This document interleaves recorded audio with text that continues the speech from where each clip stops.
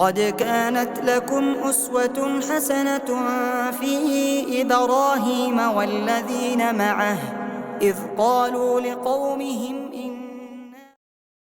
بسم الله الرحمن الرحيم يا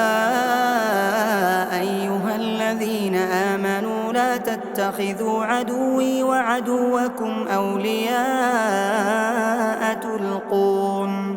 تلقون إليهم بالمودة وقد كفروا بما جاءكم من الحق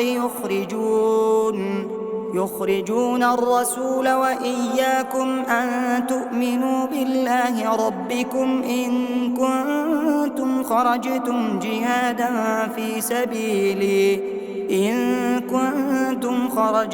جهادا في سبيلي وابتغاء مرضاتي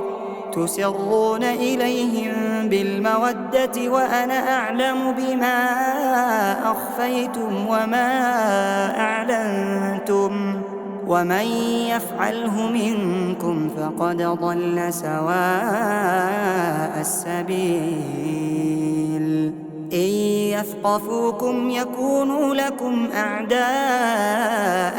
ويبسطوا إليكم أيديهم وألسنتهم بالسوء وودوا لو تكفرون لن تنفعكم أرحامكم ولا أولادكم يوم القيامة يفصل بينكم والله بما تعملون بصير قد كانت لكم أسوة حسنة في إبراهيم والذين معه إذ قالوا لقومهم إنا براء منكم ومما تعبدون من دون الله كفرنا بكم وبدا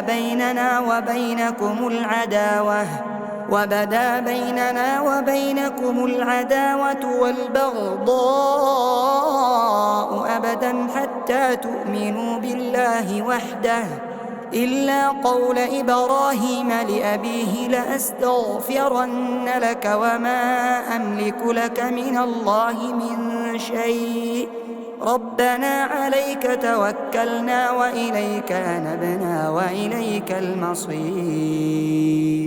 ربنا لا تجعلنا فتنة للذين كفروا واغفر لنا ربنا إنك أنت العزيز الحكيم لقد كان لكم فيهم أسوة حسنة لمن كان يرجو الله واليوم الآخر ومن يتول فإن الله هو الغني الحميد عسى الله أن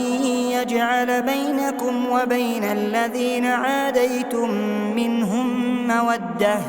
والله قدير والله غفور رحيم لا ينهاكم الله عن الذين لم يقاتلوكم في الدين ولم يخرجوكم من دياركم أن تبروهم وتقسطوا إليهم إن الله يحب المقسطين إنما ينهاكم الله عن الذين قاتلوكم في الدين وأخرجوكم من دياركم وظاهروا على إخراجكم أن تولوهم ومن يتولهم فأولئك هم الظالمون يا أيها الذين آمنوا إذا جاءكم المؤمنات مهاجرات فامتحنوهن الله أعلم بإيمانهن فإن علمتموهن مؤمنات فلا ترجعوهن إلى الكفار فلا ترجعوهن إلى الكفار لا هن حل لهم ولا هم يحلون لهن وآتوهم ما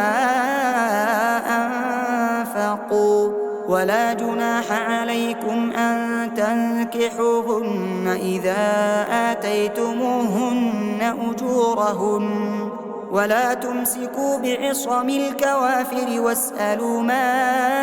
أنفقتم وليسألوا ما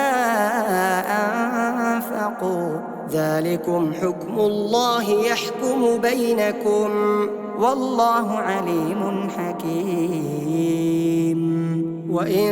فاتكم شيء من أزواجكم إلى الكفار فعاقبتم فآتوا الذين ذهبت أزواجهم مثل ما أنفقوا واتقوا الله الذي أنتم به مؤمنون.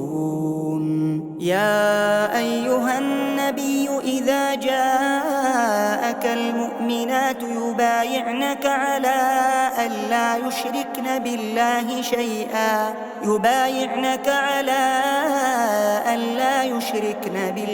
شيئا ولا يسرقن ولا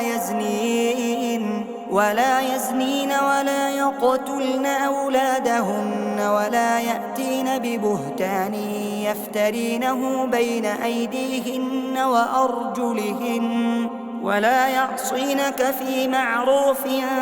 فبايعهن واستغفر لهن الله إن الله غفور رحيم. يا أيها الذين آمنوا لا تتولوا قوما غضب الله عليهم قد يئسوا من الآخرة كما يئس الكفار من أصحاب القبور.